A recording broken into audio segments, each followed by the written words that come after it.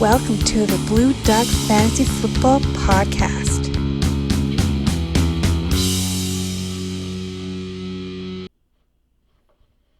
And welcome to the show. I'm, of course, your host, Ben, and joined, as always, by the one and only, the host of The Price is Right, Drew Carey. Drew, thanks for being here today. My pleasure.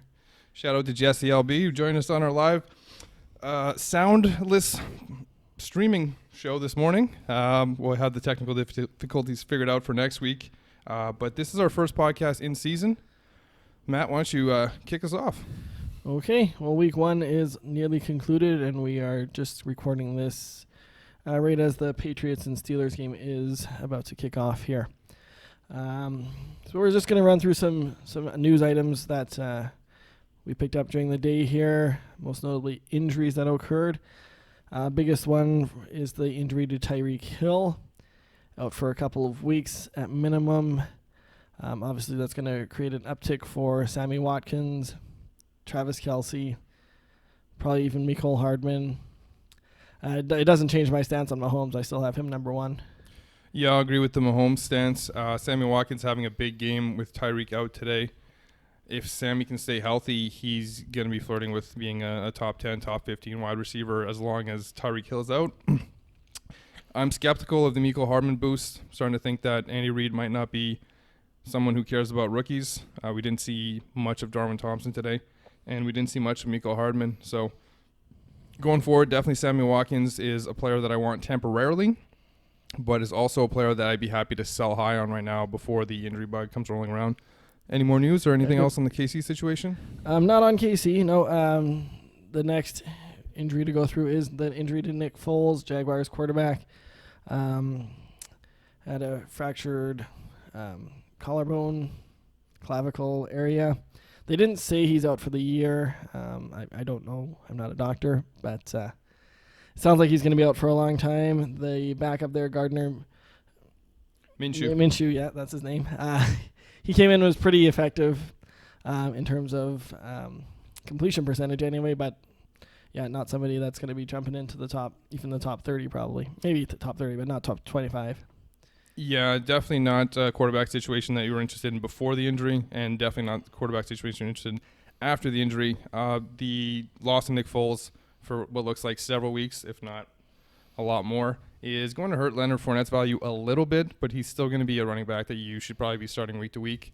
As for the receivers, we saw Chark have a good game today, kind of exploding earlier than expected. I thought maybe later in the season is when he'd start to pick it up with him and Nick Foles building chemistry, but not the case. Chris Conley actually had some decent chemistry with Minshew, but I wouldn't be starting any of the Jacksonville wide receivers going forward. Matt, what do you think?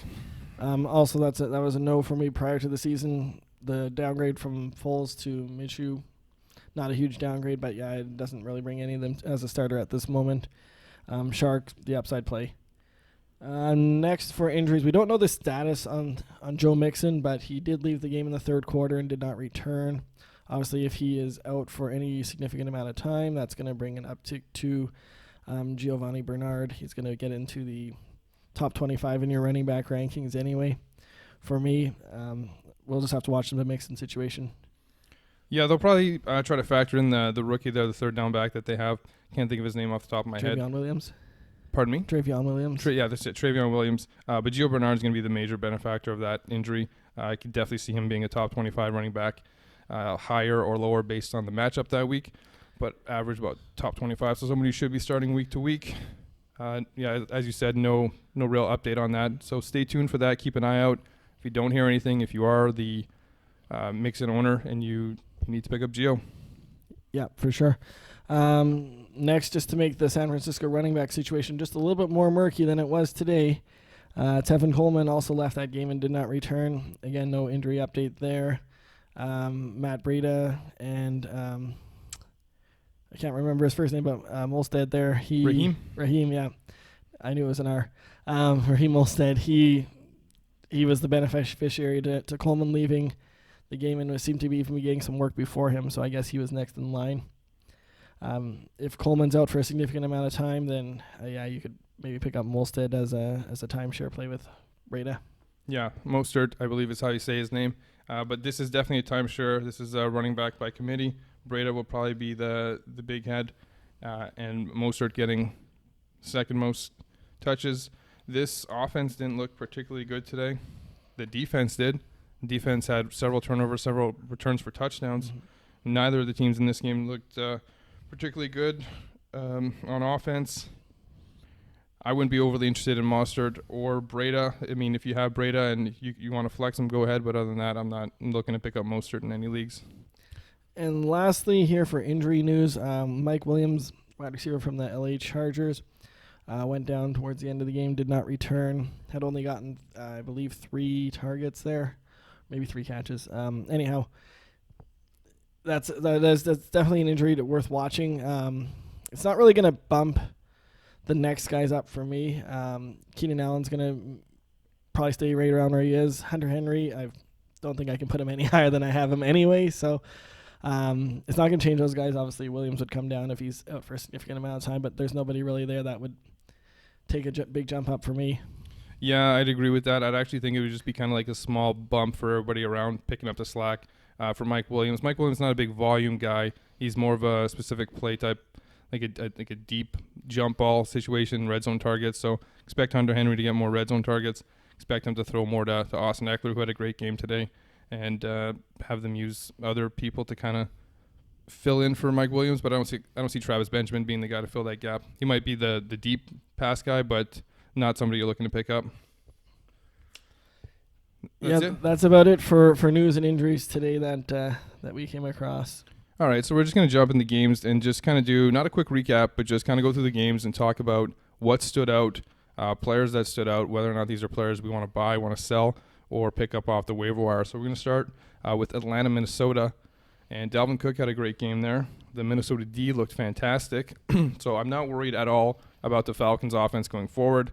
Julio salvages day with a touchdown, really had one, but the big story to me was how well the running backs for Minnesota played, especially Matheson. If you have room on your bench, you have a deeper league, and you can stash him. He looked good. Dalvin Cook's going to get hurt. Matt, you can guarantee that, right? Pretty much, yeah. I mean, I think I've talked about this a few times on our podcast here.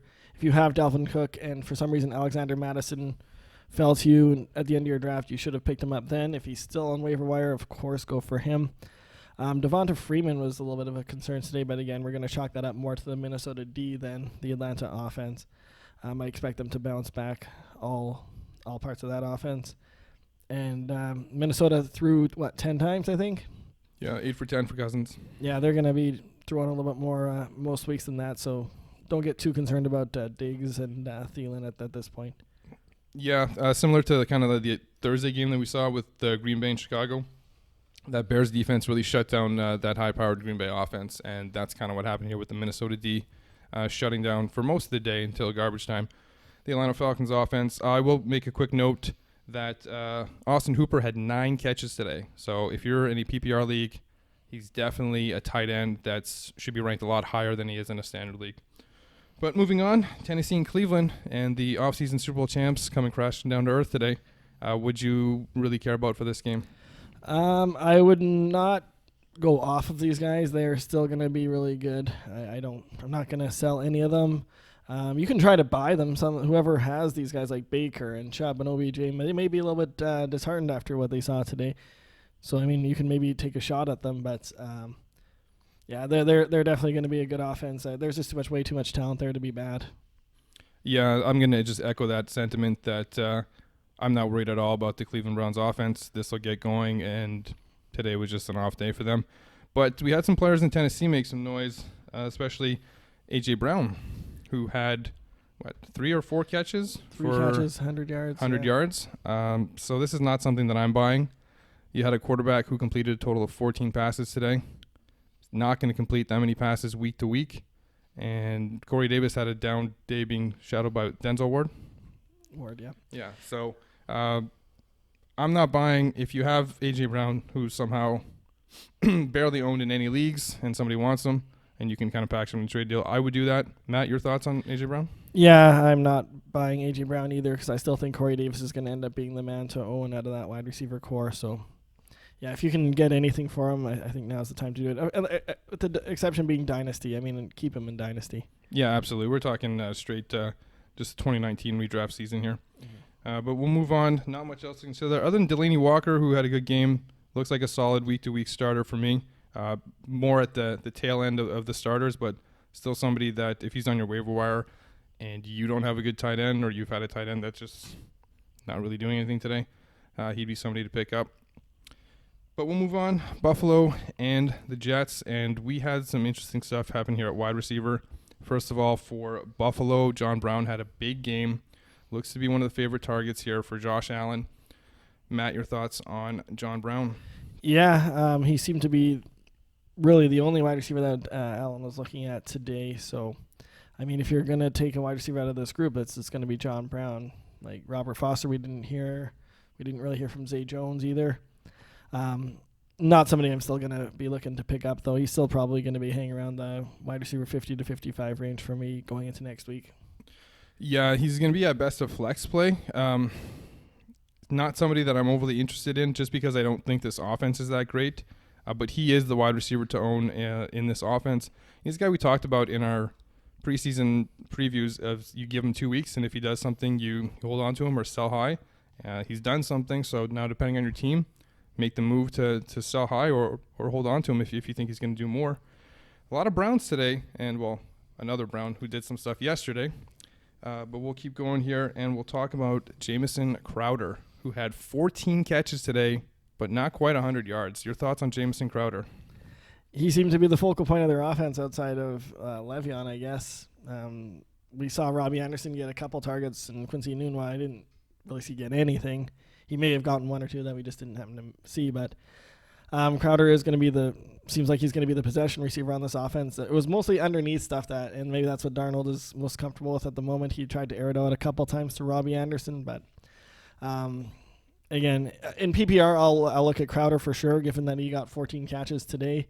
I don't know the target number off the top of my head here, but it was like I think it was 17. It wasn't that many more. Yeah, but that's an awful lot of targets for somebody like that. So if that's how they're going to run this offense, go ahead and get Jamison Crowder off the waivers in your PPR league. Yeah, the only other thing I'll add to Matt's take is what I wrote today is that once Chris Herndon comes back from suspension, you can expect a little bit of a downtick in the production there, but you still have 3 more weeks of Jamison Crowder to build his value so you can sell high. If he's available in leagues, especially in a PPR league, somebody you should probably go after and grab because he's a fine third wide receiver at this point. And if you have a choice between John Brown and Jamison Crowder, I don't think it's close. You're going to grab Crowder. Yeah. Anything to add, Matt? No.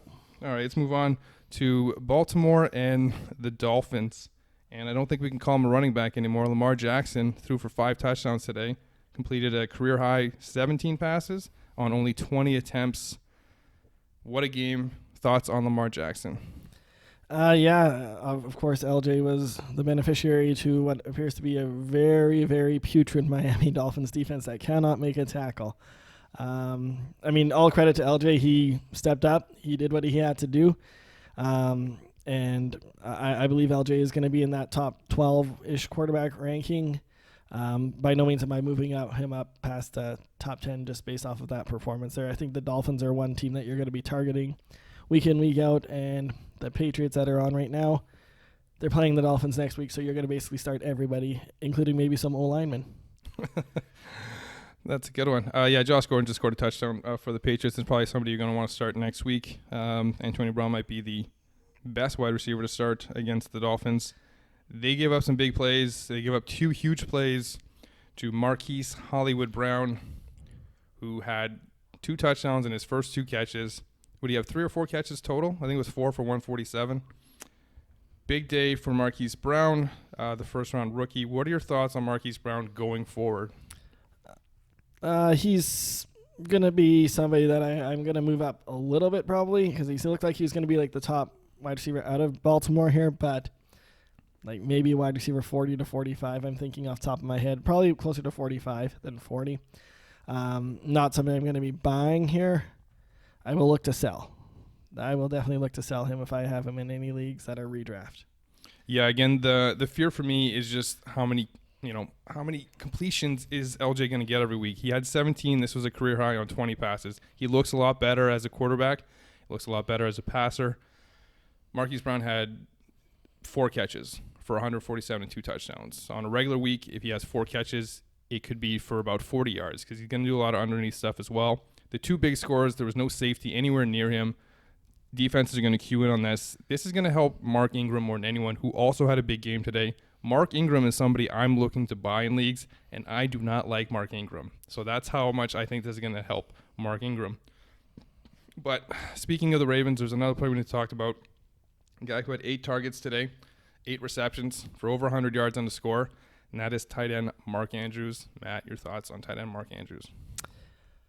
I think this is all mostly beneficiary of game script. He's probably still somebody that I'm going to go in around between tight end 15 and 20. Everybody on the Ravens looked like they did well today. So, of course, Mark Andrews did as well. RG3 came in and did well today. Yeah, and that's actually who, yeah. I believe that's who threw the touchdown to Andrews. Could have been. Maybe. Yeah, I think you're right on that. Yeah, Andrews isn't somebody I'm going to go ahead and target either. It's going to be somebody around tight end 15 or so. He's fine for a bye week fill-in, but I don't think I would want to run him out week in and week out. I'm going to have him higher than that. I'm going to have him close to like around tight end 10. He's going to be pretty much an every week starter for me going forward. I'm not worried about the fact that there's not going to be that many balls to go around because as a tight end, I'm not looking for huge receptions games. If he gets 4 to 6 catches, that would be fine. I'm happy with a 4 for 50 when he gets the touchdowns. So I'm happy with Mark Andrews as a top 10 tight end, but I could definitely see you ranking him in the top 15 range and not that high. Anything else on this game, or do we move on to Philly and Washington? Philly and Washington. Washington quarterback Case Keenum having a great game. This changed your mind on him at all? No, it does not. That makes 2 of us. It's kind of a mirage, I think. It was weird things were happening today, as usual in week 1 of the NFL season. So don't buy Case Keenum. He's still nothing more than a bye week fill-in in a super flex or 2 quarterback league. Yeah, third string quarterback in fantasy football. Darius Geis, terrible game. They sat Adrian Peterson. Huge mistake. I expect Adrian Peterson to be back next week. I expect this to be more of a split because he showed that he couldn't do it against the Philly defense. Chris Thompson actually had a bigger role and actually played pretty well and looks to be the third down back there. But this looks like a committee because one guy just couldn't hold it. Thoughts on that? Yeah, big disappointment for Geis, actually. I thought he would be obviously a little bit better than he was, which wasn't hard to beat. But I thought he was going to be about a top 20, 25 running back. Didn't show it today. He's going to hover around number 30-ish for me, at least till next week, see what happens. If he keeps doing this, of course, he's just going to keep going down and down and down for me. And AP should be back. And we'll turn this into a little bit of a split. Yeah, I'll probably have him around the 40 spot. Him and Adrian Peterson will probably be both around the 35 to 40 spot. Not somebody I'm looking to start, but somebody I'll flex if I really need to. Terry McLaurin had himself a decent game, the rookie from Ohio State. Are you buying this or selling this? I am definitely not buying. If I have him on a team, which I don't, I would be looking to sell him after that good game there. I think he just had the one big, long touchdown that I think really inflated his numbers. Not somebody I'm going to be ever starting, even on a bye week or, even super deep teams. Not for me. I'm going to disagree here. There's nobody in Washington to throw the ball to. He's the de facto number 1 wide receiver now. So I'm definitely buying this. His ownership is very low, on average about 4%. So he should be available in all leagues. He's not somebody that I'm going to use a whole bunch of my budget on because he's not going to start right away. But he's like somewhat of a stash for the future to see what he can become. And if he can become something great, then I'll be able to start him. But he's somebody that I want on my bench right now to hold on to. Anything to talk about Philly other than the fact that this is a full-blown running back by committee? Jordan Howard barely had any touches. Miles Sanders had a few. Clement got in there. And Darren Sproles, back from the dead. That's about all I have for Philly. And Deshaun Jackson, who does his thing every year, starts off hot and then is going to cool off. Sell Deshaun Jackson if you can get something good for him. Yeah, I'm going to say Carson Wentz had himself a day. Started off slow, but did turn that around. Obviously, the whole Philly offense looked pretty out of whack at the beginning of the game there. I like Carson Wentz. You know that. I've talked about it here. I think he's going to be putting up numbers like that. Maybe not quite the passing yards, but about 2-3 touchdowns per game for Carson Wentz. So that's what I'm buying. Yeah, I'm a little worried about the wide receiver situation. Deshaun Jackson won't last, and Alshon Jeffrey's got a history of being on the injury report every week. But Alshon looked good today, and he's definitely somebody you need to start as long as he's out there playing, regardless of what the injury report says. But let's move on now to the last early game we had. That's the Rams against the Panthers. Matt, what'd you see here that caught your eye? Malcolm Brown. Malcolm Brown caught my eye. Another Brown. Gurley did kind of catch up toward carries at the end there, but Malcolm Brown seemed to be getting the goal line work.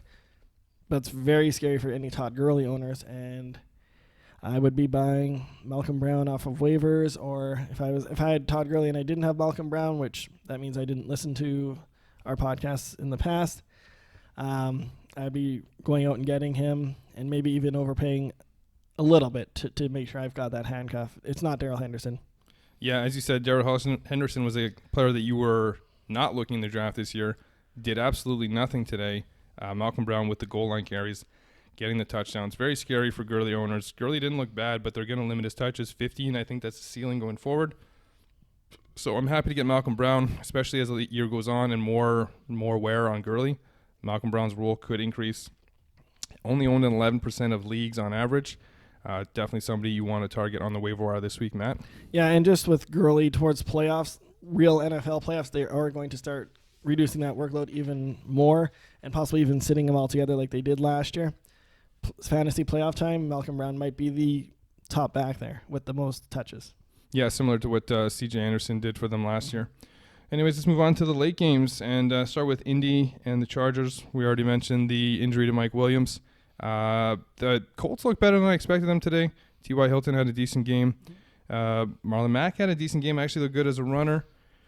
And Austin Eckler had himself a day, whereas Justin Jackson not so much, but he did outrush Austin Eckler on half the carries. Matt, your thoughts on this running back situation going forward?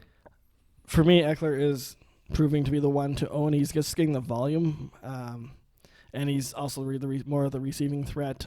Justin Jackson's going to have a role, but like we've talked about before, once Melvin Gordon shows up, which there was a report out that he might be as early as week 6, they're going to obviously have limited value going forward after that. So this might be a situation I might be looking to sell in about 2 or 3 weeks before Melvin Gordon comes back into everyone's mind. Yeah, definitely. If you have Austin Eckler and somebody is offering you something good for him at this point after his huge game, take it. This is not going to last. He's not a bad running back at all, and he's going to get 2/3 share. I see that kind of coming closer to a 50-50 as the year goes on if Melvin Gordon doesn't come back. And if Melvin Gordon does come back, which signs are pointing to him doing now if he can't get a deal done, that's going to shrink even more. So there's no reason to sell him right away. But if you can get something great for him now, do it. If not, hold him. You're still going to get 4+ weeks of him. We'll move on to Cincinnati and Seattle, and we'll start with a player that I mentioned several times you should be picking up at the end of your drafts, giving him a couple weeks to see what he's going to do. He's a third-year wide receiver. He's a former first-round pick. He has the talent. Injuries have held him back. And that's John Ross. Too excited about the Browns today. Too many Browns today. The good Browns and bad Browns and Antonio Brown. John Ross, Cincinnati receiver, number change, now number 11. I don't even have the stat line in front of him, but he had himself a great game. Is this somebody you're looking to buy on the waiver wire, or are you not buying this performance? I am going to say I am buying with a but. I will buy this. I'm not going to spend a lot on Fab. I don't believe it's going to be this big every week. Once A.J. Green comes back, he may become even non-existent whatsoever. I'll buy him for a couple weeks, see what happens. If he's not doing it again, he's off the team. I'm not waiting on him. Yeah, in any type of a keeper or dynasty league, this is somebody that I'm really interested in getting because I think not only will he be good this year, but he'll be even better next year once A.J. Green is pretty much done.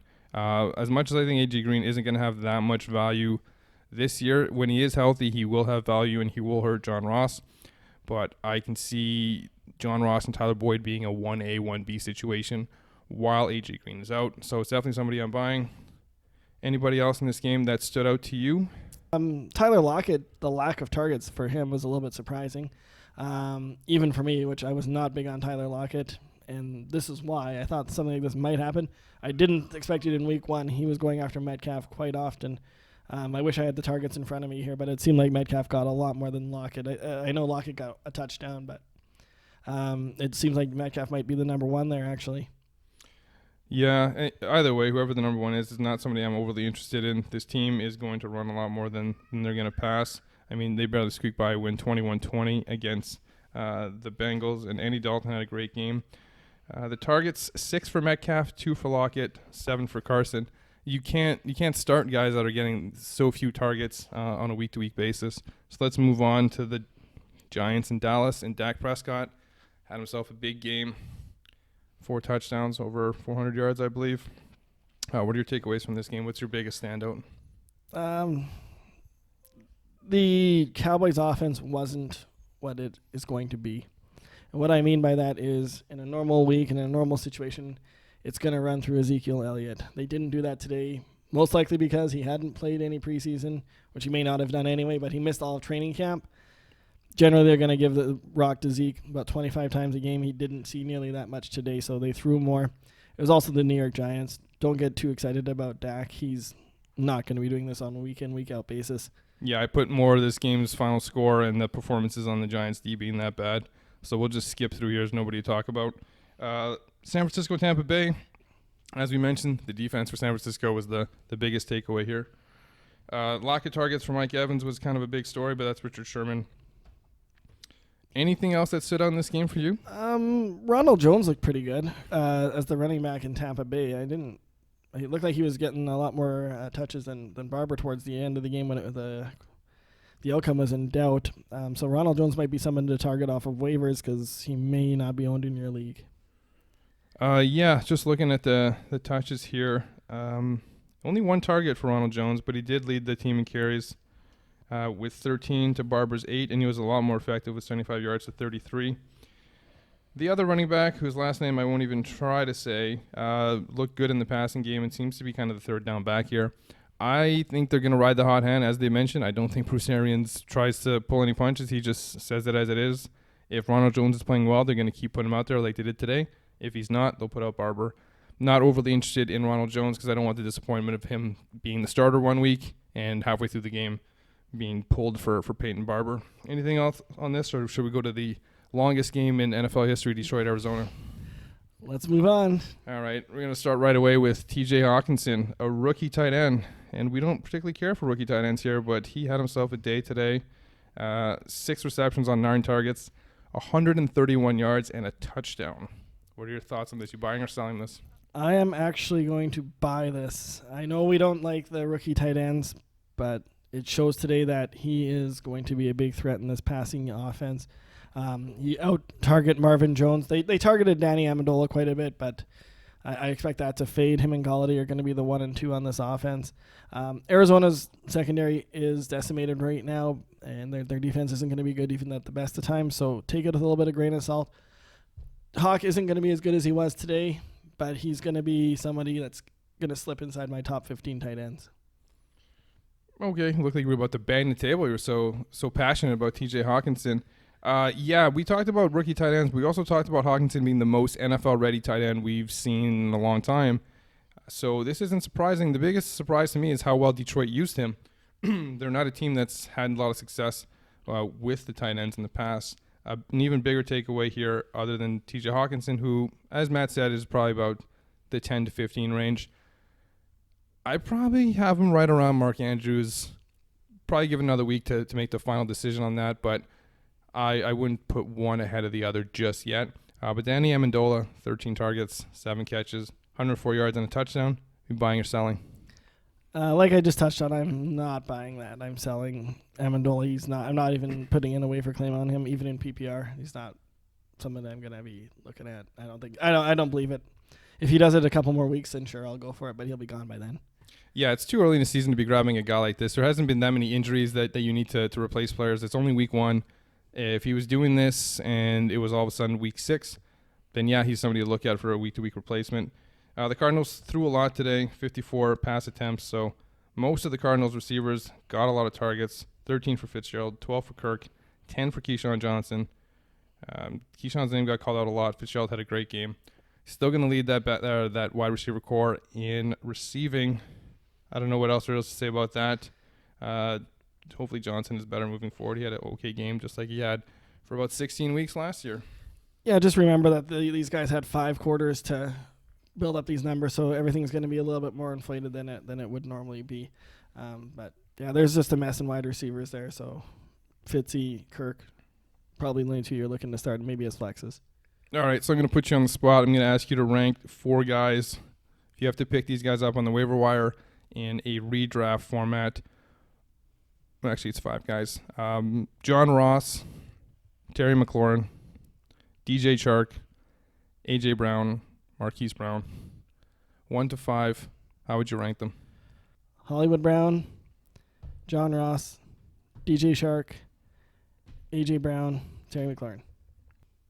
So my ranking is John Ross 1, Terry McLaurin 2, Marquise Brown 3, DJ Chark 4, AJ Brown 5. And this is only in a redraft format. In a dynasty format, I would probably put a lot more value into DJ Chark and probably even AJ Brown. I'd probably put them ahead of Terry McLaurin. But Terry McLaurin probably going to have more value this year. Anything else about today that you want to talk about? No, I think that is it for me. How about yourself? No, that's going to be it. Maybe we'll just go over some quickly who your number 1 waiver claim would be this week, regardless of position. Who's the best player you want? List here, possible guys, TJ Hawkinson, the 5 guys we just mentioned, John Brown, Malcolm Brown, Jamison Crowder added to that list. I am going to go out of that list there. Malcolm Brown, number 1. I value the running back there. I think there's a lot more. As you mentioned, there's 1 running back out of that whole list we talked about. That's the number 1 priority for me, and even more so if I have Gurley. Malcolm Brown was my choice. In a standard league, I won't disagree with you, but in a PPR league, for me, it's Jamison Crowder. Definitely a guy that I'd be looking to get. So we're watching the Sunday night football game. 2 games on Monday night tomorrow. What are you looking to see for fantasy tomorrow night on the Monday night football games? I think it's going to be a shootout between the Texans and the Saints. I think there's going to be a lot of fantasy points. Hopkins, Kamara, probably Will Fuller, Watson, Breeze. Maybe Traquan Smith gets the touchdown. All these guys are going to be doing good things. Even Latavius Murray. How about yourself? Yeah, that should be a fun game to watch. I don't see any surprises coming out of the game. I don't see any unknown players making a big difference unless Kenny Stills steps up and steals Will Fuller's spot, which I highly doubt. In the next game, I'm interested to see what this Raiders offense is going to look like. Is it going to be Josh Jacobs a lot? Is it going to be a lot of Jalen Richard because they're down by 40 points? Is it going to be just bombs to Tyrell Williams? What's the passing game going to be like? And also, what's the running back split going to be like in Denver? And how good is my boy Cortland Sutton going to look on Monday night? Matt, anything with that game? Yeah, I took the Denver defense in a lot of my leagues as my defense when I thought they were going to have Antonio Brown. Now I love that matchup, obviously. Bradley Chubb, Von Miller. We're not here to talk about defense. I don't want to spend a lot of time on it, but that's the guy. That's actually one of the things I'm interested to see how that defense looks. But yeah, the running back situation in Denver is going to catch my eye. That split between Freeman and Lindsey, I think that's going to be a good teller going forward. What's happening? Yeah, and now we're going to close the show off with Matt's favorite segment. We're going to count down the top 10 kickers of the day. Just kidding. Matt, anything else about week 1 in the books? No huge injuries. Tyreek Hill, the biggest one. Usually there's a running back or 2 that's done for the year at this point. So give us your final thoughts on week 1. Yeah, it was what week 1 usually is. It was kind of strange. A lot of the big names didn't do a whole lot, to be honest with you. And that sometimes is the trend. Not too many big upsets, which is usually something else that comes out of it in terms of real-life NFL. But, yeah, it was kind of nice to see not very many big injuries. Tyreek's going to be out a few weeks, but other than that, looks like we got away unscathed. Crossing your fingers on Joe Mixon, though. Yeah, interesting week. A lot of young players making some noise and making you debate whether or not to pick them on up in fantasy football. That's why we're here, to help guide you. So, hope you enjoy the show. And that's it.